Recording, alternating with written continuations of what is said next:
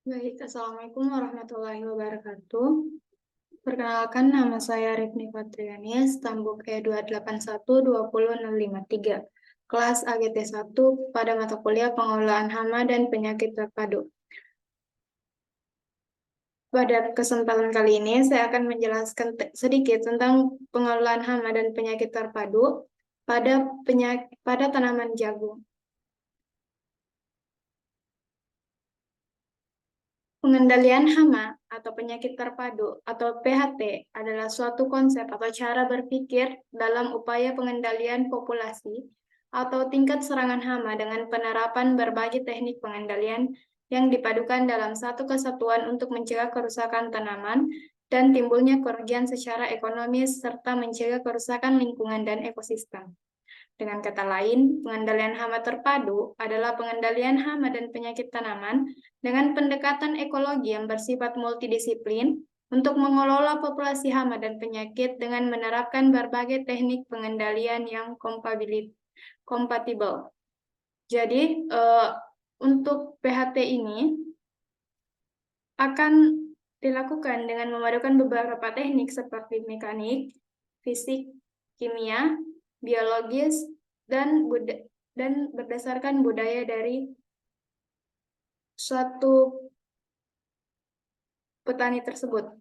Selanjutnya, pada PHT yang saya jelaskan di sini saya akan menggunakan jagung, di mana jagung merupakan salah satu tanaman pangan yang mengandung karbohidrat yang tinggi setelah padi dan gandum.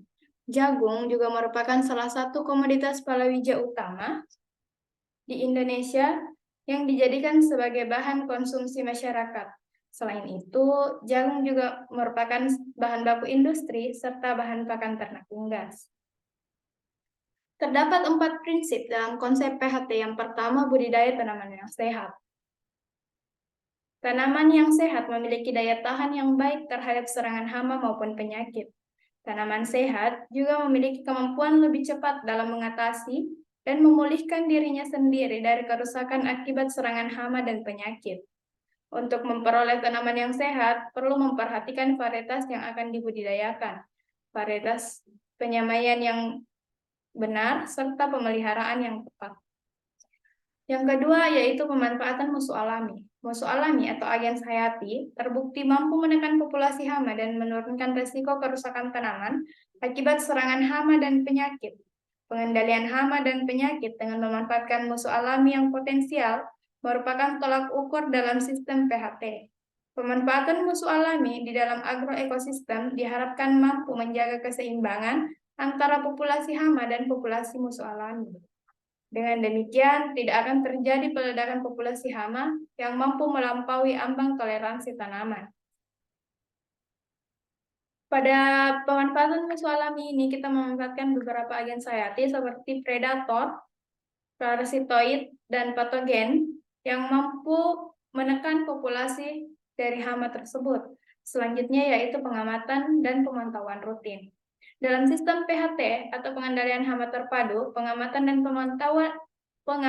pemantauan rutin merupakan suatu perkembangan populasi hama pada bagian terpenting yang harus dilakukan oleh setiap petani. Pengamatan dan pemantauan harus dilakukan secara rutin dan berkala, sehingga perkembangan populasi hama, kondisi tanaman, serta perkembangan populasi musuh alaminya dapat kita ketahui.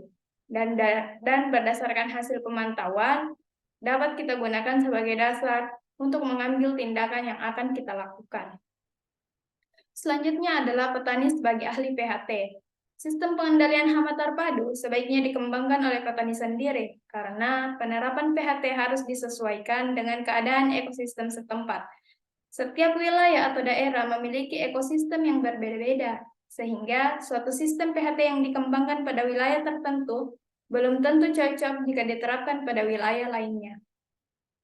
Agar setiap petani mampu menerapkan PHT di wilayahnya masing-masing, maka setiap petani harus proaktif untuk mempelajari konsep PHT. Dalam hal ini, peran aktif instansi terkait dalam memasyarakatkan PHT sangat diperlukan. Instansi ini bisa saja dari lembaga-lembaga yang yang bekerja di bidang pertanian dan berbagai instansi negara lainnya yang berperan di bidang pertanian. Adapun hama utama pada jagung, yang pertama adalah penggerek batang jagung, di mana pada penggerek batang ini memiliki gejala, yaitu dicirikan dengan adanya lubang kecil pada daun, lubang gorokan pada batang dengan kotoran menutupi lubang gerekan, dan bunga jantan atau pangkal tongkol sehingga mudah patah. Penggerak batang mulai menyerang tanaman pada umur tanaman masih muda, yaitu sekitar 2 mingguan. Mengingat betina meletakkan telur secara berkelompok pada bagian bawah helai daun dan larva muda, sehingga akan merusak daun muda, bunga jantan, dan bunga betina.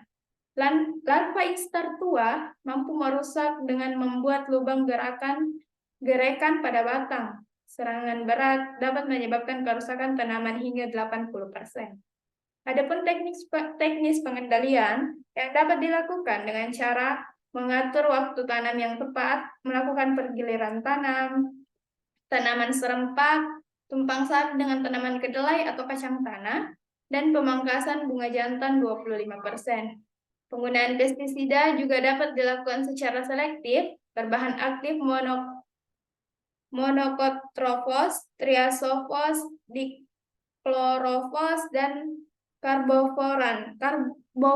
Penggunaan dengan insektisida karbofuran dengan dosis 3-4 butir per tanaman melalui pucuk tanaman pada tanaman yang mulai terserang.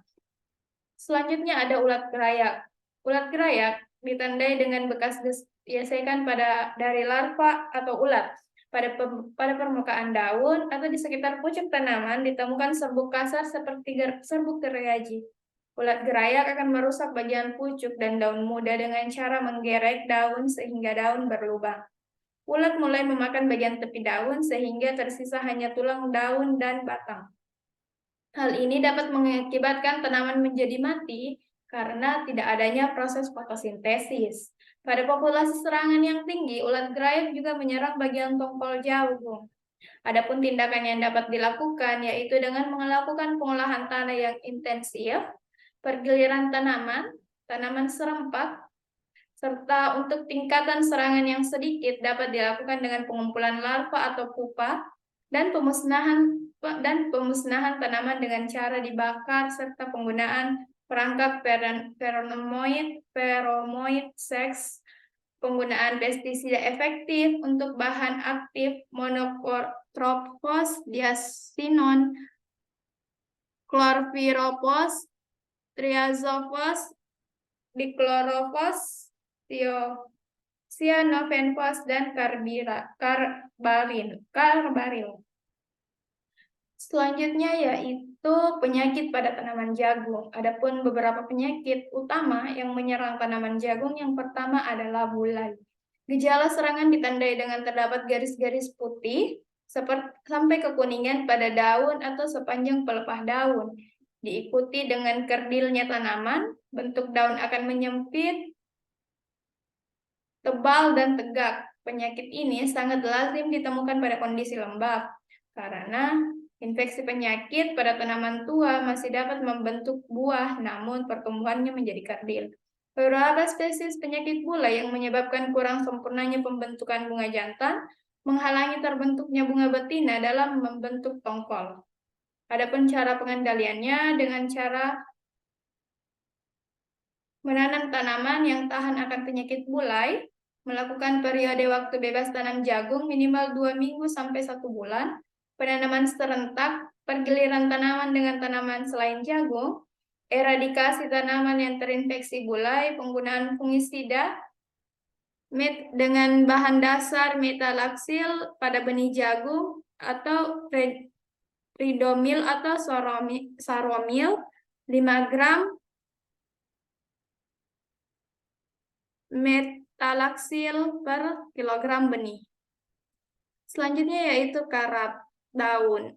Karat daun hampir sama dengan bulai, namun terdapat perbedaan di mana gejala dari karat daun ini disebabkan oleh penyakit karat Yang itu munculnya bercak kecil berbentuk bulat sampai oval terdapat pada permukaan daun jagung di bagian atas dan bagian bawah. Penyakit karat biasanya berkembang baik pada musim hujan maupun musim kemarau. Adapun tindakan pengendaliannya yaitu dengan cara menanam varietas tahan, eradikasi tanaman yang terinfeksi karat daun dan gulma, serta penggunaan fungisida dengan bahan aktif benomil. Selanjutnya adalah busuk pelepah. Serangan busuk pelepah ditandai dengan gejala hawar dimulai dari bagian daun yang paling dekat dengan tanah. Serangan ini dapat menyebabkan tanaman menjadi layu karena adanya hambatan transportasi unsur hara dan air. Gejala pada serangan awal pembusukan pada waktu biji berkecambah dan berkurangnya luas daun. Teknik pengendalian menggunakan Teknik pengendalian yang dapat dilakukan yaitu dengan menggunakan varietas tahan, jarak tanam yang tidak rapat, drainase yang baik, pergiliran tanaman, penggunaan fungisida berbahan aktif, Mancozeb, dan Carbendazim. Jadi, pada pengendalian PHT pada hama maupun penyakit pada tanaman jagung, kita tidak harus langsung menggunakan pestisida kimia dalam proses mengendalikan hama, karena kita harus mengetahui terlebih dahulu tentang ambang batas ekonomi sehingga apa yang kita lakukan tidak dapat merugikan petani, sehingga biaya produksi akan di bawah dari hasil yang akan diperoleh, sehingga diperolehlah keuntungan yang mampu digunakan oleh petani, yang didapatkan oleh petani. Selanjutnya ada gambar dari hama maupun penyakit yang tadi saya jelaskan. Di sini ada penggerek batang, ulat gerayak, penggerek tongkol, yang ini kisaran hampir sama, yaitu semacam ulat gerayak. Terus ada bulai, karat daun, serta busuk pelepah. Jadi mungkin cukup sekian presentasi dari saya, kurang dan lebihnya mohon dimaafkan. Wassalamualaikum warahmatullahi wabarakatuh.